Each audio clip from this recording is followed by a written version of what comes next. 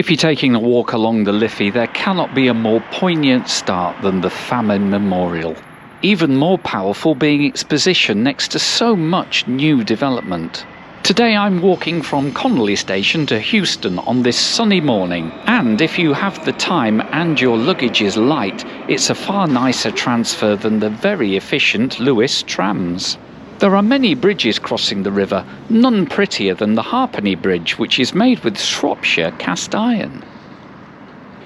There's also modern buildings to see, such as the Dublin City Council offices. And it's great to see a bit of stuff from my old mate Santiago Calatrava, and it's very much in his usual style. Now as we get towards Heuston Station comes one of the biggest landmarks not only of Dublin but of Irish cultural history. Mind you, Guinness is now owned by London-based drinks giant Diageo. And so we've walked far enough upstream now to spy the target, Dublin's Heuston Station. But let's not go in the front door, rather we'll take a walk along the riverside next to its lovely train shed.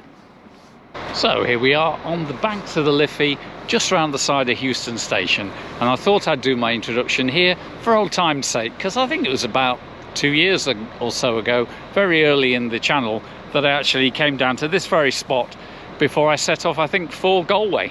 So I shall be leaving here from Heuston, and this time I'm going not west but sort of northwest really, and it's going to be to Westport, and I'm really looking forward to that because in some ways I don't really know what to expect from Westport, but what I do know is that this train will get me into Westport at 4 p.m. this afternoon, so I should have a little bit of a time to have a look around. So join me, let's have a little look at Heuston, even though we've been here before, and then let's pop off and jump on the train to Westport. Up here at the western end of the station are some newer platforms numbered 6, 7 and 8. But let's us turn left towards the main concourse. Oh, hang on, is this a Swiss-style railway clock? Does the second-hand pause at the top? Yes, it does! Right, after that horological interlude, let's go back towards the concourse.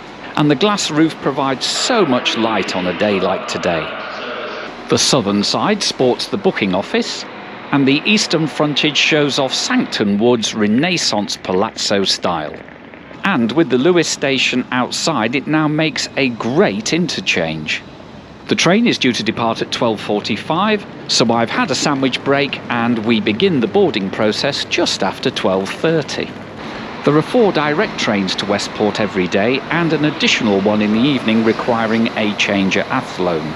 Our ride today is a Class 22,000 InterCity Railcar 4-car DMU. These were built by Rotem in South Korea between 2007 and 2012 and have a design top speed of 100 miles per hour. Anyway, whilst I get settled in my seat on this busy service, here's the route for today. We'll leave Dublin sharing the main line to Cork as far as Portarlington before heading out northwest through Tullamore and Clara. At Athlone, we'll part ways with the line to Galway, carrying on northwest again through Castlerea, Ballyhornis and Claremorris. At Manula Junction, there will be a connecting train waiting for Ballina, and then there's one more stop at Castlebar before we roll into Westport. This 264-kilometre ride is scheduled to take 3 hours and 15 minutes, which, considering there's a lot of single-track working, gives us a pretty decent average speed. Mind you, if any Dublin-bound trains are running late, we may well get held at the crossing points. And we get a good start as we leave Heuston spot on time at 12:45, and the train, as I said, is very busy indeed. I've got a window seat, but I'm going to have to be shooting into the bright sunlight.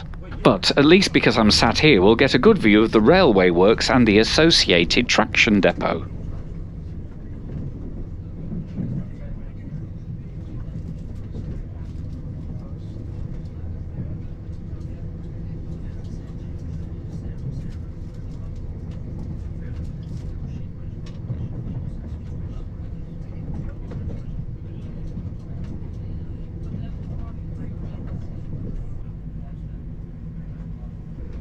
Once out of Dublin, we're soon making a pretty decent pace, and the handy power supplies will be just the job for my GoPro. This sure is a lovely afternoon as we track the route of the old Grand Canal heading out towards County Kildare.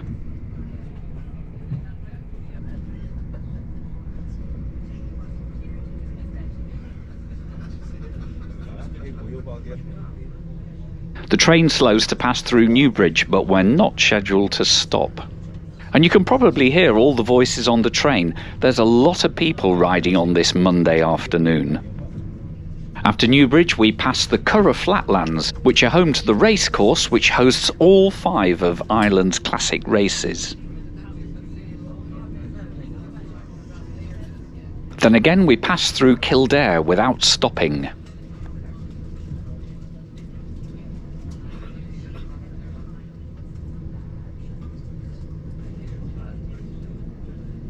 We will shortly be arriving at Port Arlington.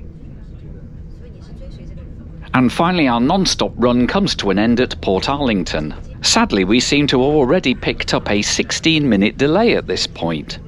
If we stay this late on the single track sections, we're going to be holding up the Dublin-bound services for sure. Here the line for Cork turns southwest and we turn northwest for Athlone. This turn should also move the sun a little behind us and make the video just a little bit clearer. The flat, lush Irish countryside flashes past, and hopefully we're making great time for Tullamore. But we get into Tullamore still 13 minutes late. But it is nice to note just how many Irish stations have new footbridges with lifts providing step-free access to the platforms. And the last time I passed this way on the way to Galway, the weather was dreadful, so it's lovely to see it in the sunshine.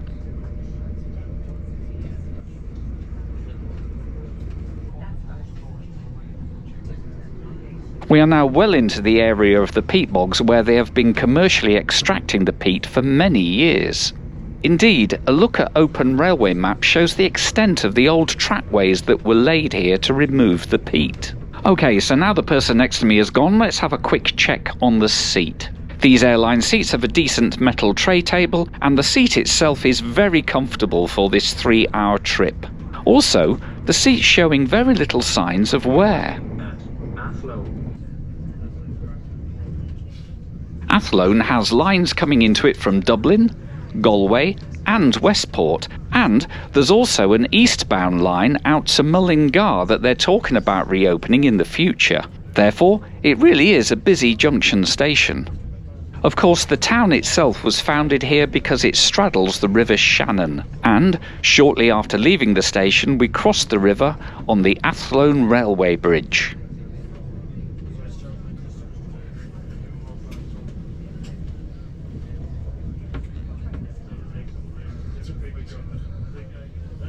Once over the bridge, we pass the disused Midland Great Western station, and then immediately we branch off to the right, leaving the Midland Great Western Railway main line to continue to Galway. We have now joined what is known as the Mayo line.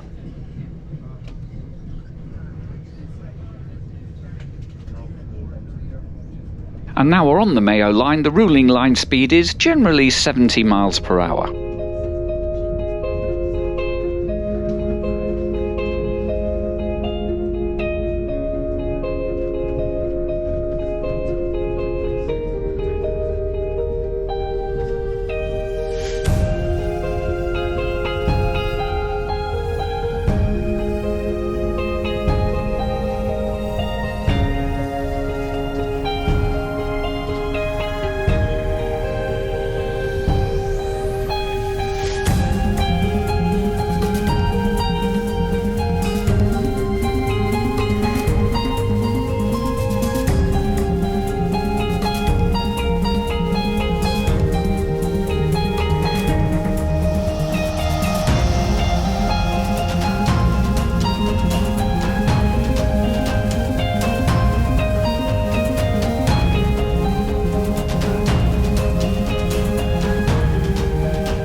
Thanks to nimble footwork by the team, or maybe thanks just to padded schedules, we get into Roscommon just 4 minutes late. And so the Dublin train here isn't seriously inconvenienced by our tardiness. So as we chug through County Roscommon, let's talk fares. The trains on this line have only standard class of seating and there's no particular peak off-peak pricing. The tickets are all fixed to a train and the flexible tickets can be cancelled or rescheduled with no fee, with the low and semi-flexible ones incurring a cost of 50% and 20% of the fare if you do want to change or cancel your plans. But on balance, I'd say they're all good prices for the product provided. It's definitely a shame there's no catering on such a long journey, but hopefully a trolley service or some vending machines may be put in place in the future.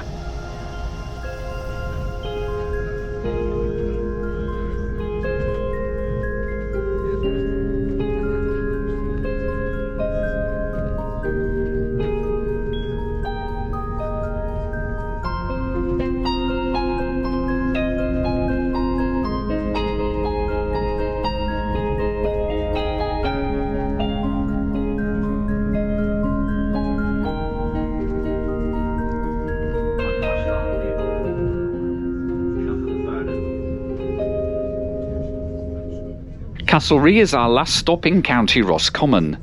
To the west of Castlereagh you'll find the ancestral home of Clan O'Connor, who were the last High Kings of Ireland in 1198.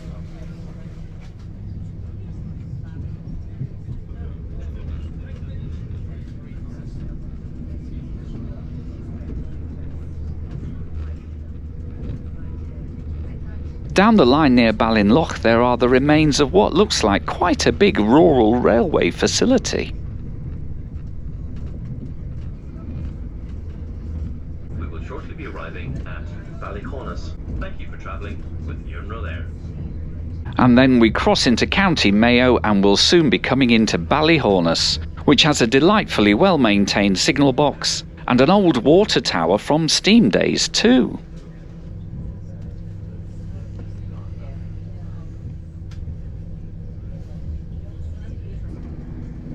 County Mayo seems a little more rugged than the counties that we've already passed through. Whilst not mountainous, it does feel like we're escaping from the basin of the mighty River Shannon.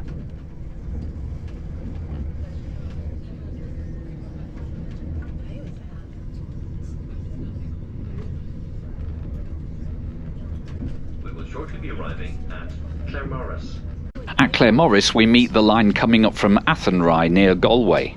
This line is part of what is called the Western Railway Corridor. Now, there's been talk of reopening the line, but a cursory look on Google Maps indicates that would take an awful lot of doing. As we leave the station, if you look carefully, you'll see a disused turntable.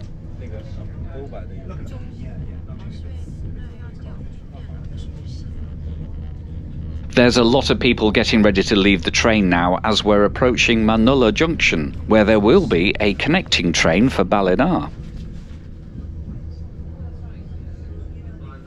Manila Junction. It's a really quick change over here. I didn't catch it on camera, but the Ballina train pretty much followed us out of the station.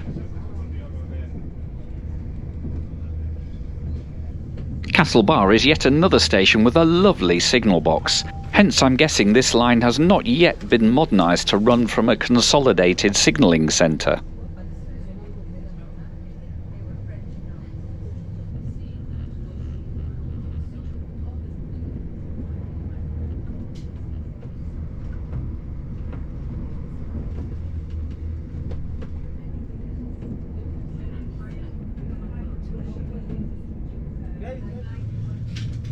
And we finally make it into Westport, or at least Westport Station, as the station is situated a little way from the town centre. In the end we're spot on time at 1600, and this unit will now reverse back to Athlone, forming the 1620 departure. In times gone by the line here would have continued on to Westport Quay, but just out of view it now ends and becomes the Great Western Greenway for walking and cycling. The station itself is small but perfectly formed, with a booking office, ticket machines and public toilets. Outside there's a drop-off point and some parking, and there's further parking in the old goods yard. I shall now take a walk into town and see what I can see. And after I drop my bag off at the pub where I'm staying, I'll get back to you on my thoughts about this journey.